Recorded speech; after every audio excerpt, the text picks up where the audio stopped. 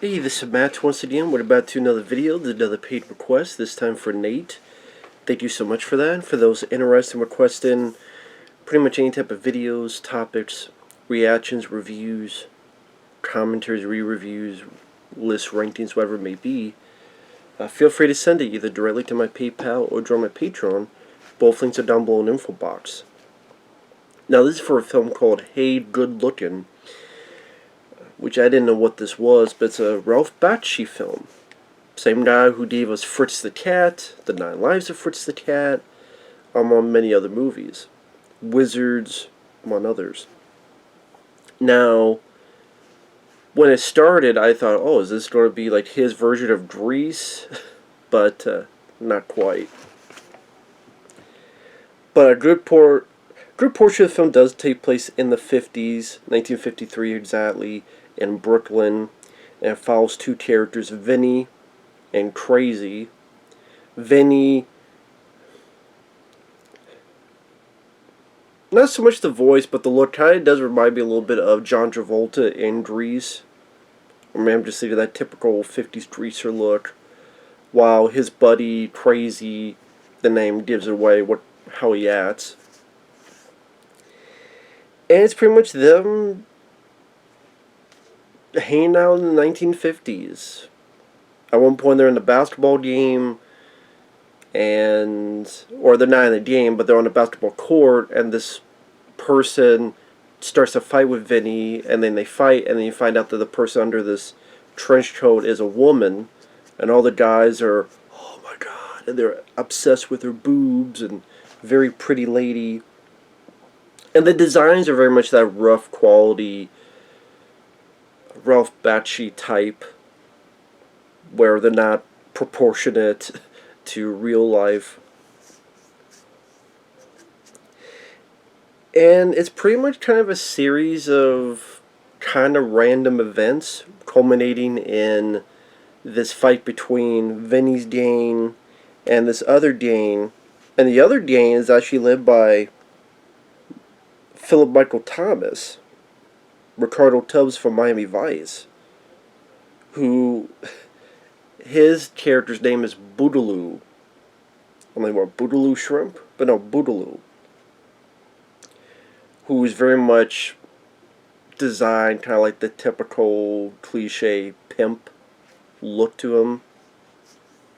Surprised he wasn't called Hoodie Bear. It's one of those movies I didn't think there was really a good flow of progression in the story. It kind of just seems like a lot of little events edited together for a full-length feature film, or at least 70-some minutes. And as the story happens, the very beginning and the very ending, it's at the time, modern 70s. Because this was done in the 70s, but didn't come out till around 1982. And the very beginning, very ending is this person in a trench coat talking to this big, overweight lady, and the guy tells this story about what happened 20 years ago. I'll get more to it either, and I know it seems like I'm going all over the place, but that's kind of how the film is in itself. Because from what I understand, originally in the 70s, when this was made, Ralph Bakshi wanted to do it live action and cartoon. Kind of like before Roger Rabbit and these other movies. I believe like Yaphet Kotto was going to be in it. I don't know how big or small of a part it would be, and other people. So it'd be live action elements, and at most there'd be maybe 4 cartoons, and the rest of it would be live action, this blend.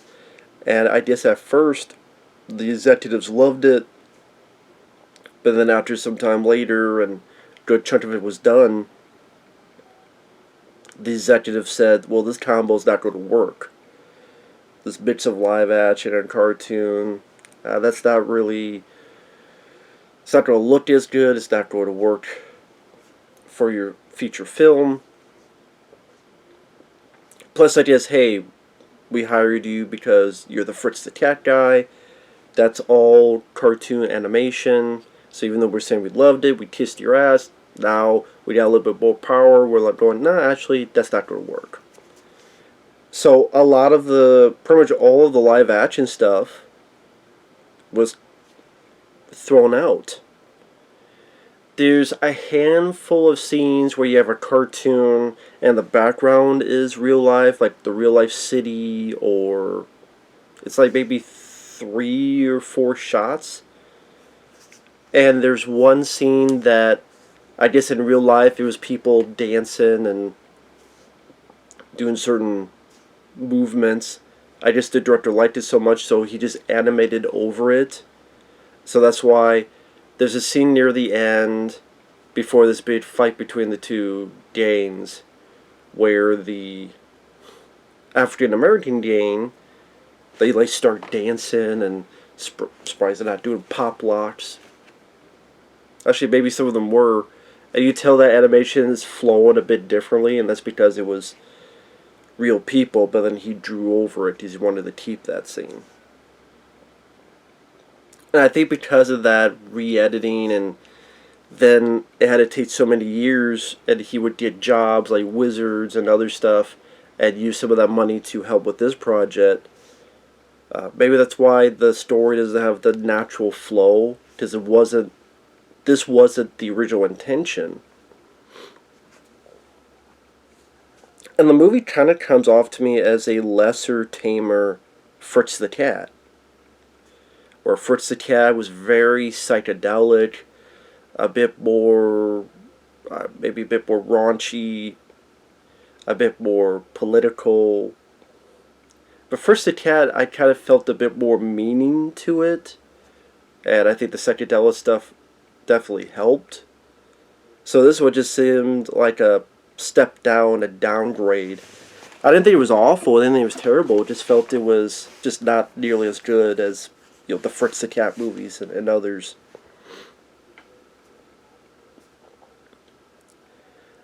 I know the voice of Vinnie is a guy who worked with Ralph Bakshi a lot. He was a voice in Wizards, and then he was the voice of Harry Canyon, the taxi driver in Heavy Metal. But and like I said, Philip Michael Thomas, Tubbs from Miami Vice, the partner of Don Johnson's character, he's the voice of the rival gang leader, Boogaloo. But also the voices seem like they were recorded on old equipment. I don't know, like the voices at times, not every single time, but at times they feel a lot rougher quality audio-wise compared to like the sound effects, and once in a while there's a boink or over-the-top cartoon effect. And the music, the sound seems a bit more pristine, but the voices seem of pretty rough quality. As someone would say, it's like they're recorded with a tin can. So I don't know if that was just the equipment at the time, or that was because of all the years that it took to finish the film.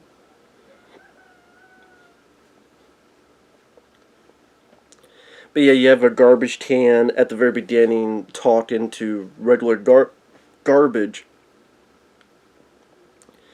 And then when the garbage itself is taken into a truck, it thinks it's going to the promised land. And he's like, fuck this city. Now, weirdly enough, that never really comes back into play. So it just seems like a random scene of just, okay, yeah, a garbage can is talking to garbage. And that never really comes back into play. So I guess just, hey, just a random scene to put in there.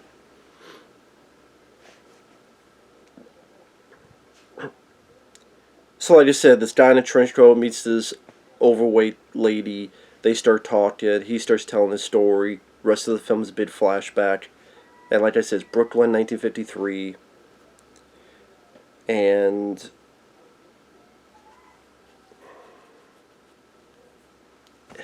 how the hell else do I describe it? It's just Vinnie and Crazy and a little bit of their gang kind of just doing random stuff, and either they're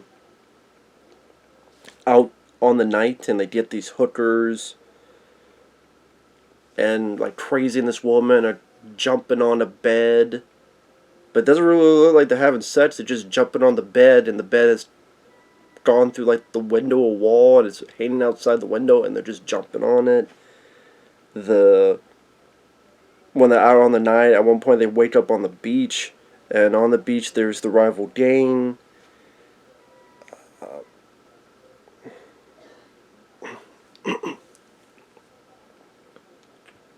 At one point they find a dead body at the beach, and then there's people screaming, and Crazy tells them to shut up, and they start beating on Crazy, and Crazy beats them up. Vinnie, he approaches Boogaloo, and Boogaloo's like, "You're on our turf, now we're going to have a fight." And really, Vinnie is a bit of a scaredy cat on that front. Like, he talks tough and talks big, but he really doesn't want to scrap. He doesn't want to fight. So he tries to find a way to worm his way out. And that's kind of the rest of the plot is he gets the gang up, but wants them to do it while he kind of hides to the side because he doesn't want to fight. At times Crazy gets pissed, like, "What are you doing? You trying to run away? Huh? You a coward?" They said random stuff. Like, those two, the lady that they met on the basketball court, and then the lady's friend, the four of them are in a car, and they start yelling honk, while Crazy's bash his head against the steering wheel, and they're all yelling honk, honk, honk. Where the hell for? Or the whole car at one point is filled with burgers, and Crazy is diving into the burger, all these burgers with the other lady there, and pulls her in, and they're all just finagling around in this sea of burgers in a car.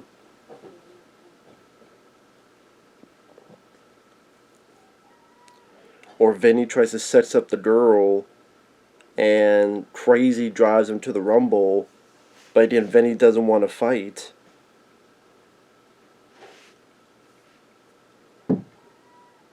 At one point, Crazy, because he mentioned before about how he likes being on rooftops, he's on the rooftop, he has this acid trip. I don't know what it is. This acid trip where he sees like all this stuff coming to life, and there's like a big woman, but there's no head. It's just a pair of boobs. And I don't know what the hell's going on. Spoiler alert. Spoilers. It ends with Crazy's dad, who beat on him a bit, and he's a cop. He tries to end the Rumble. He thinks it's Vinnie's fault because Crazy turned on Vinnie because Crazy's dad was beating on him. So Crazy had shot these three people, and then he blamed it on Vinnie. So the cop, you think, shoots Vinnie, and the guy, Crazy, didn't look like he saw that because he was a bit of a psychedelic, but then he jumps off and he yells, "Vinnie!" and he lands on his own dad. So even though he's launching all the psychedelic stuff and he doesn't see his friend supposedly shot, he thought it by telepathy, or we're supposed to assume that, yeah, he did see it even though we didn't see him see it. But he jumps off, lands on his own dad, they both die. Vinnie's alive. He gets the hell out of there. Then you cut to the present time, and you found out the fat lady is the girl from Back to the Day. The guy in the trench coat is Vinnie from Back to the Day. And she's pretty much bluffing, saying, "Oh, you guys stay and fight this one guy." And he imagines that he's going to leave, but he decides to stay, and they're together. And he imagines the line, "Well, if you turn a woman upside down, they all look alike." And I'm thinking, well, not if they don't have legs.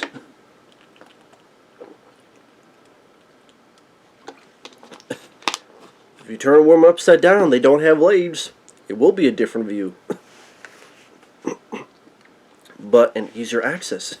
But and yeah, apologies if the review isn't really all that. The animation is the rough and tumble Ralph Bakshi style. To me, it's interesting because it makes it seem different from other animated work. So it gives Ralph Bakshi a specific look. The music, some people don't like the music because I guess originally it's supposed to be much more 50s type of music, but he couldn't get the rights to it. So there's some music that feels a little bit 50s, but mostly it's an 80s aesthetic. But I actually like the music. I thought the music was rather cool. I mean, yeah, it's not like I'm going to go out and get the soundtrack, but I thought the music was pretty solid. I thought it worked well. I thought it was one of the big positives of the film. Like I said, the movie doesn't really have a big structure or natural flow. It's a progression of the story. Some would say it's episodic in terms of its storytelling. It kind of just makes you go, well, why don't I just go watch Fritz the Cat? And maybe it's like what it's trying to do for the 70s. The director wanted to do this for the 1950s. And maybe showcase that the 50s were not as innocent as people make it out to be. That the 50s were not as clean cut as people make it out to be. That there were still fights and rumbles and obsession of sex and all this other stuff.